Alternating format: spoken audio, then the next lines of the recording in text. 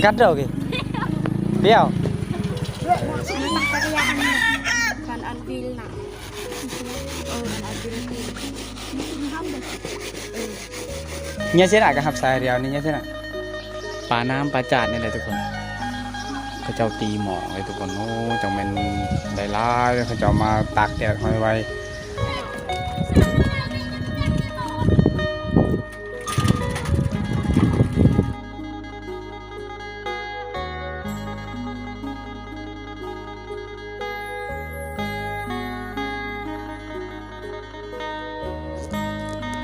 เอาสบายดีทุกคนสบายดียามตอนเช้าทุกคนเลยนะทุกคนเลยตอนนี้ไอเคมาอยู่ที่หมู่บ้านนะหัวหน้ำนะทุกคนเลยกลางหมู่บ้านนี่เลยไอเคอยู่ว่าเขาเจ้ากับำลังกะเกียมสิไปแต่งดองนะทุกคนสิไปแต่งงานนั่นแหละไปทาง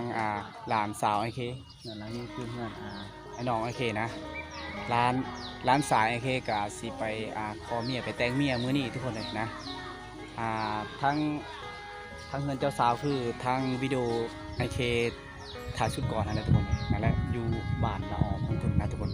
นะตอนนี้ข้าเจ้ากำลังกะเตรียมสีไปพุ่นเลยได้ทุกคนเลยนี่คือทางเฮือนเจ้าบ่าวนะแล้วข้าเจ้ากะสีถืองัวถือควายไปนำอันนี้คือควายข้าเจ้าได้มัดไว้ในรถไถทุกคนเลยนะไปก็ต้องได้ขามเซได้ทุกคนเลยหมู่บ้านข้าเจ้าน่าจะเป็นหมู่บ้านละออผักพุ่นติดกับบ้านไอเคโอ้อันนั้นคือไอเคเจ้าภาพเงินได้นะฮะเงินเต็มถุงแล้วนะปกี้วะปอเสียคือปอทางกี้เนี่ย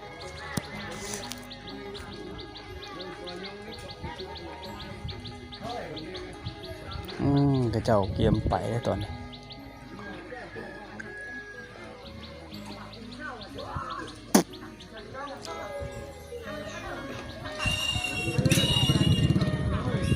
เล่นยังไงปอเล่นบ้าปอเล่นnày cắt rồi kì đeo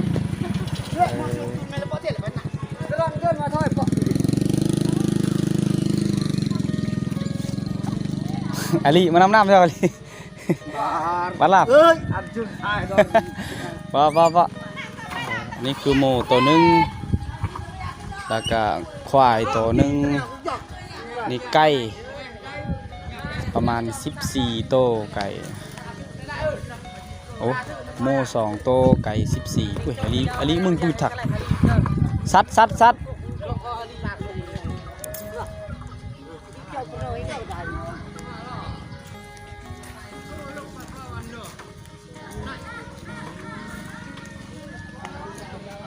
หนักเกาะใครมาแชร์โพสต์ดินี่เป็นบ่อนสถานที่ที่กระเจ้าจะรับแขกและเจอผู้ชายเจอคือจูเต้นจีจ้าเจอเป็นโต๊ะเต้นนะข้าเจ้ากันยังบ่ได้เกียมโต๊ะไว้เลยนี่เป็นทางสาวๆกำลังเฮ็ดอยู่โคกินเป็นคนฮับไส้อยู่ในเฮือนอันที่เอาละเอียดได้ไหมเราปิ้งเลยบอมcòn ăn viên nặng ăn viên nhớ thế nào cái hộp xài đeo này nhớ thế nào đâu về cục bự giang kia này thì con cục bự ê cắt được ngay đeo tiểu nha tao bảo nha lưng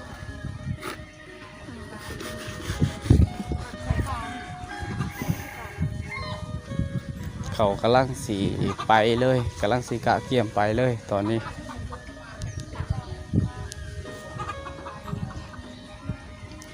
เต้นก็มีอยู่4บ่อนเขาจะกางเป็น4แจวงม่อนทางพื้นเป็นบ่อนเขาเจ้าจะจัดรอบในยามมืออื่นนะมืออื่นนะที่จะไปถ่ายให้ทุกคนได้เบิ้งอยู่ดอกมืออื่นนะจุดนี้แหละเขาเจ้าจะฝอนนะทุกคนฝอนเกี่ยวไปเกี่ยวมาแถวนี้แหละสำหรับโต๊ะตั้งหลักเจ้ายังบ่ทันได้มัดมาวางนะมาตั้งอยู่บนนี้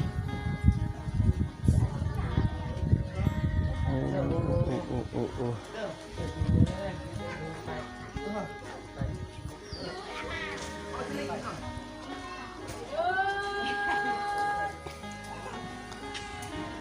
ใช่ธรรมดาเลยกะตีอยู่ธรรมดาเลย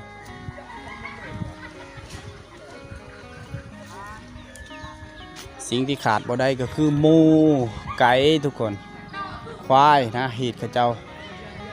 บางหลังคาเฮือนก็จะบ่มีควายมีแต่หมูไก่งัวนะอันนี้ต้องมีควายได้เขาเจ้าไป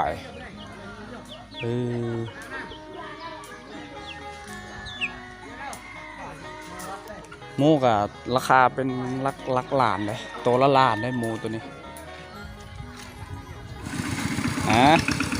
เขาเจ้ากำลังไปผู้ที่ถือควายไปก่อนนะขามเหือนั่นแหละอาเคกาซีไปให้ทุกคนได้เบิ่งตอนเขาเจ้าขามเหือเลย2 คันรถต๊อกรถอีเต้นรถไทยประมาณนั้นแหละไป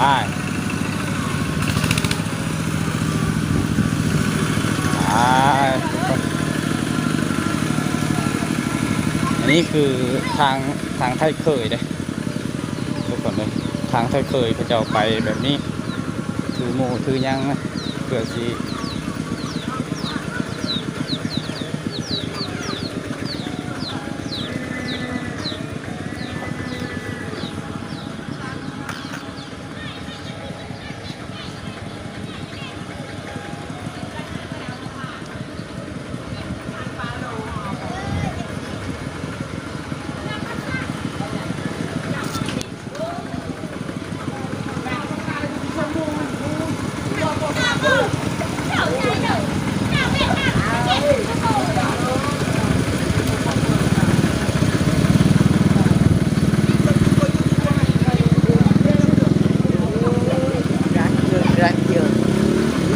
พากันไปหลายคนมันจะมวน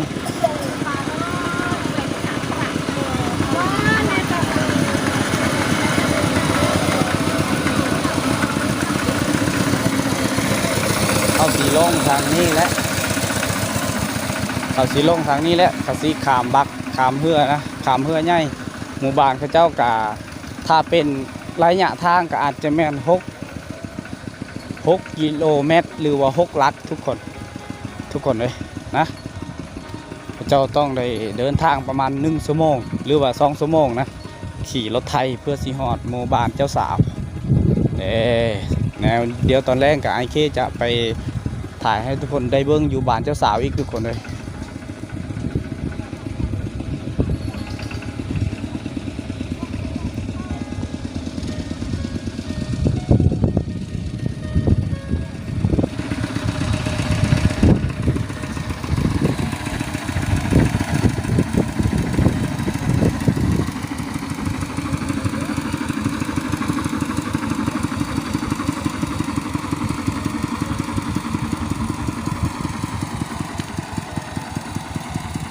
ปืนได้แต่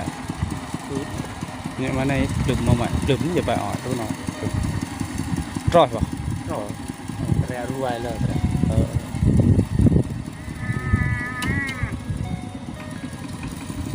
นี่คือรถถือควายแก่ควายว่าสันแก่ควายไปแต่งเมียนะกะเตรียมไปแต่งเมียไปแต่งเจ้าสาวนั่นแหละไปขับลงไปเดี๋ยวก็ขึ้นโอ้ยเดี๋ยวก็ขึ้นเฮือใหญ่สบายข้าเจ้านี่เฮือใหญ่ก็เป็นเฮือใหญ่ข้าเจ้าเองเลยทุกอย่างข้าเจ้ามีทุกคนเลยเฮือใหญ่ข้าเจ้าเองทางนี้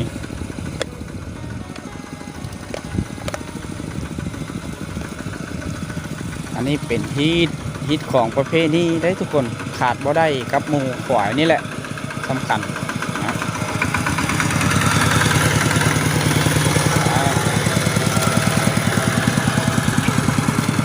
หมู2 ตัว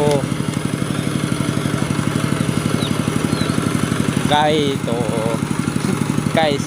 14หมู2 ตัวไก่14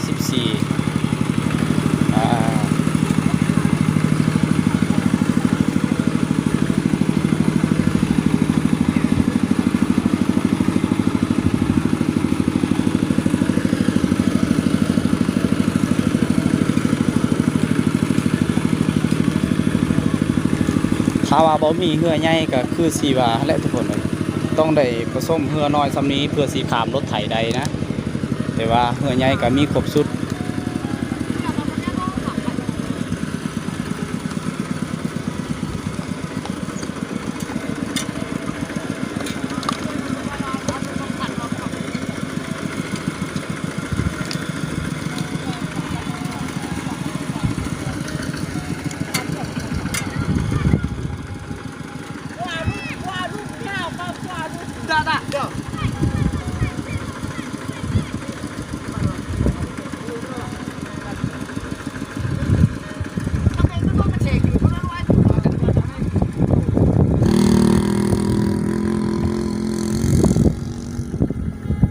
เด้อตรงตัวเอง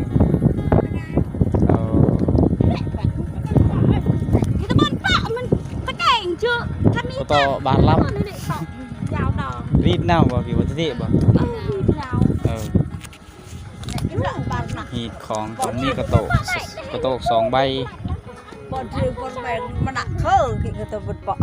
น่ะเมื่อกี้เดินรถไทยน้องนำกี้เดินมากายะ บนชื่อหนักที่ เดินมากายะวิญญาณเปาะ บ้านตาที่บนชื่อบนแบง เออ จ่าละเปาะจะไปมันยังกับพอไปเดียวพอไปเนี่ยก็แปะพอไป ไปเอ้ยเจอตะบุญป้วนนึงนะจัดรอบลำบงซะแล้ว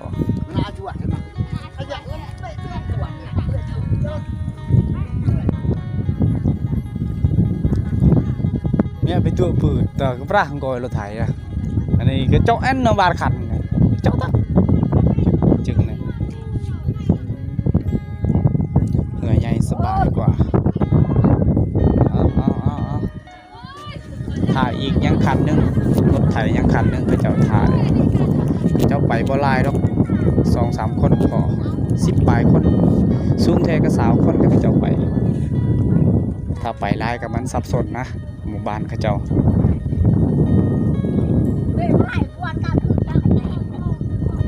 อาจจะมีลมแห้งแน่หน่อยนึงทุกคนเลย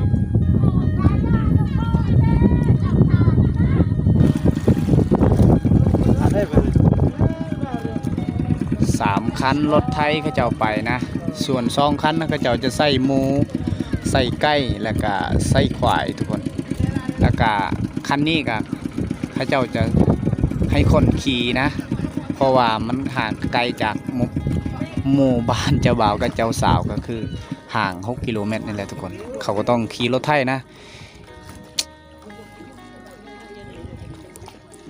แก่เหือแล้วบัดนี้ไปเฮ้ยมันพามุกตาตะแกรงชอบกันเฮ้ยโอ้ยชัวร์วันนี้สายไฟก็จะสูบน้ำตัวนี้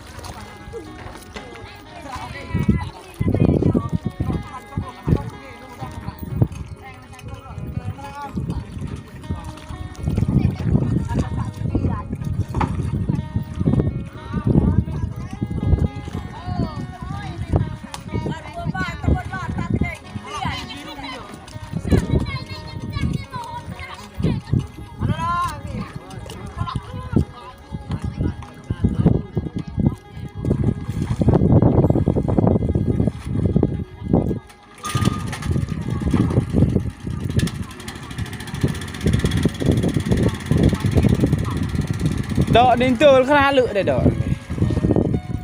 เตะปกีตัวทางเดา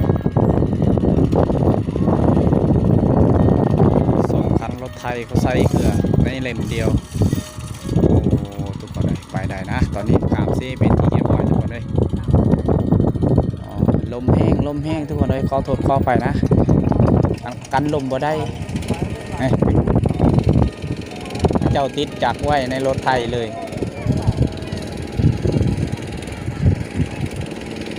ข้ามก็ต้องใส่เวลา2 นาที 3 นาทีประมาณนั้นเลยเผื่อสีข้ามได้เสบางเฮียงได้หนีได้ทุกคนเลยเสบางเฮียงอะไรตัวนี้น้ำกับไส้เนี่ยนะแต่ว่ามื้อนี้ก็อาจจะมีแบบลมๆแน่หน่อยหนึ่งนะอากาศก็ครึมๆไปตอนนี้โอเคสิพาไปเบิ่งอยู่บ้านนี้นะว่าถึงเฮือนนะเขาเจ้ากะเกี่ยมมีอย่างเมื่อกี้นะโอเคได้เห็นเขาเจ้ากะเกี่ยมอาณา พัดเต็บเข้าให้มันสะอาดนะเต็บเข้ากับมันสีดำแน่หน่อยนึงแล้วก็จะเอามาพัดเอาสไลด์เอายังนะมาถูมาล้างให้สะอาดเพื่อตอนทำแขกในยามมืออื่นทุกคนมือนะใครจะเอาจีส่งนั่งนะแล้วเค้กอะสีไปถ่ายทอดให้ทุกคนได้เบิ้งเนาะสำหรับมือได้ทุกคนนะอยู่นี่แหละใครจะเอาสีคืนเส้นทางตัวนี้แหละและตอนนี้ไอ้เค้กอะยังอยู่บ้านให้ทุกคนเลย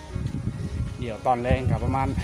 1 โมง 2 โมงสิกลับไปทางเพื่อนเจ้าบ่าวทางเพื่อนเจ้าสาวนะกลับไปทางคุณนี้ไปถ่ายทอดวิถีชีวิตให้ทุกคนได้รู้นะว่าหมู่บ้านเนี่ยอันนั้นเขาเจ้าได้เฮ็ดยังไงกับการงานแต่งทุกคนแบบใดนะ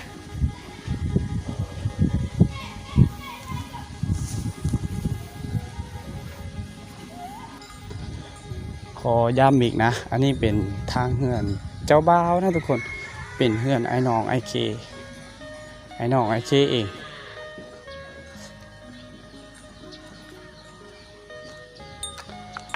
โอ้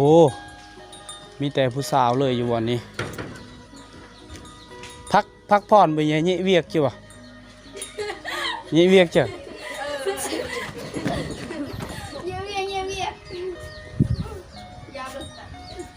ซื้อเบิร์นบัตรขันเบิร์นสื่อก็ยอบดอกโจดอกตัวอย่างก็ยอบดอกบัตรโจดอกตัวอย่างคนเบิร์นสื่อเลยตุ้นเบิร์นเลยเบิร์นมานำ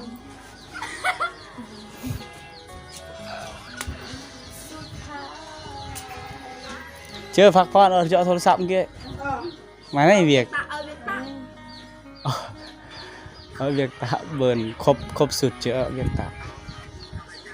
เจ้านี่เป็นคนทับไส้อยู่ในเฮือนนี่แหละทุกคนเลย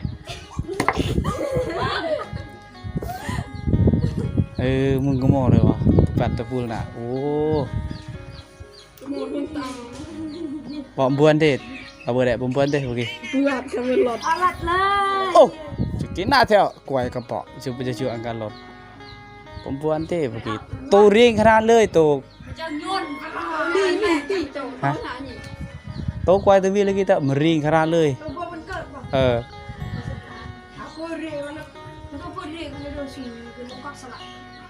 โคศกตัวเนี้ยกับเปลือกพลั่วโคศก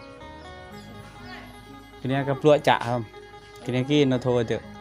2 โมงนะตัว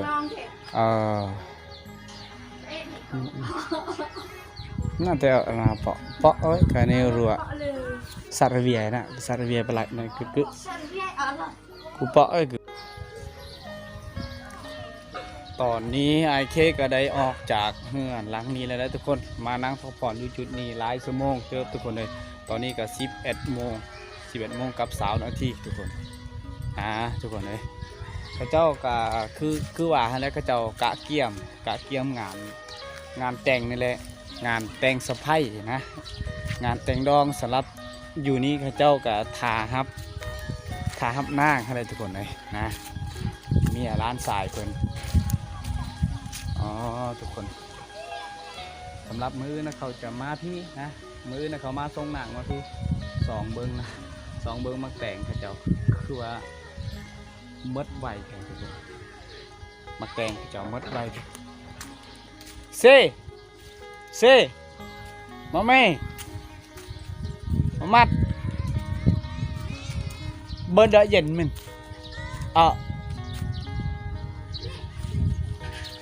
ถามน้ำเย็นเขาเจ้าจะบ่ได้แซ่ไว้นะทุกคนตอนนี้ไอเคก็ยังอยู่บ้านนี่แหละสำหรับมือไอเคจะให้ทุกคนได้เบิกนะทุกคนนะเงินหลังนั้นนะเป็นเงินไอเคไอน้องนั่นแหละทุกคนเลยไอน้องพี่น้องเดียวกันนั่นแหละแต่ว่าย้ายบ้านอยู่อยู่บ้านต่างกันนะทุกคนก็เลยแบบแวะไปแวะมาแบบนี้แหละก็มีงานอย่างนี้ก็ต้องไปช่วยกันนะทุกคนแต่ว่าเพื่อนพระเจ้านี่พระเจ้าจะบ่ได้ตักน้ำตักหยังเพราะว่าพระเจ้ามีน้ำแล้วสูบมาแต่เซนะทุกคนสูบมาแต่เซก็เลยแบบว่าสูบไปเป็นคุยแล้วกันแล้วโดยที่บ่ได้ใส่เหือใส่แหงยูรถยูยังฟังเสียนะทุกคนคือบ้านอื่นที่ยังหัวมีน้ำใส่ก็เลยไปตักน้ำมาแต่อื่นนะแต่ละพระเจ้านี่มีน้ำแล้วก็สบายนะพระเจ้าผู้ เฮ็ดอยู่เฮ็ดกินก็อยู่สบายนะทุกคนมานั่งอยู่สบายเจ้าผู้รับใส่กินอยู่ในเรื่องกับเจ้าเนี่ยมีแต่ผู้สาวเลยรับใส่เฮ็ดอยู่ให้กินนะทุกคนสำหรับเมืองที่เจ้าเนี่ยแต่ว่าทางเฮือนเจ้าสาวอยู่พุ่นก็มีแต่อันเอื้อยนะรุ่นเอื้อยเมียเข้านั่นแหละผู้นั่นผู้นี่เขาเจ้าเฮ็ดทุกคนเลยตอนนี้ก็สีเลาะบ้านอย่างเลาะบ้านเลยตอนนี้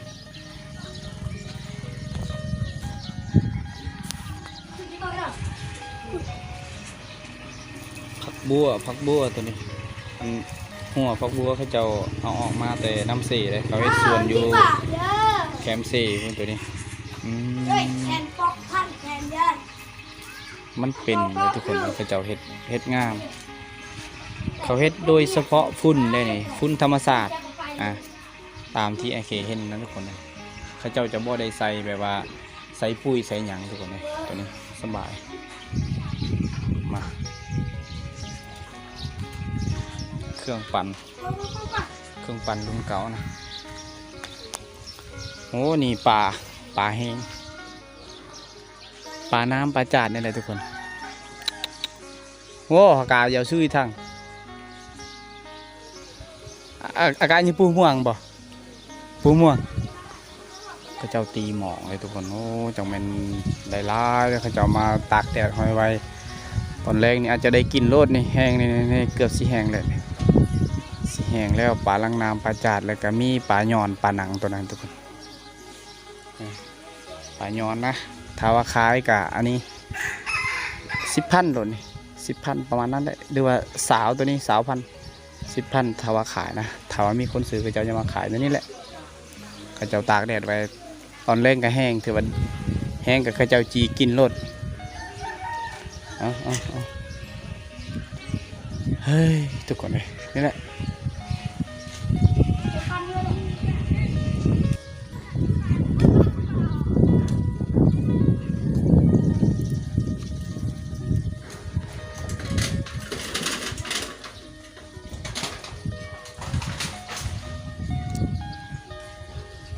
สายไฟเขาเจ้าสูงหนามันเลยสายไฟที่เหินทางนั้นแต่ว่าเขาจะข้ามไปอยู่ในตารางเงินเขาเจ้านี่ทุกคนเลยทางพุ่นนะขอย้ำนะทุกคนทางพุ่นกำลังกลางเต้นท่าเจ้าสาวท่านางนะท่าไผ่ทุกคนเลยประมาณนั้นแหละกำ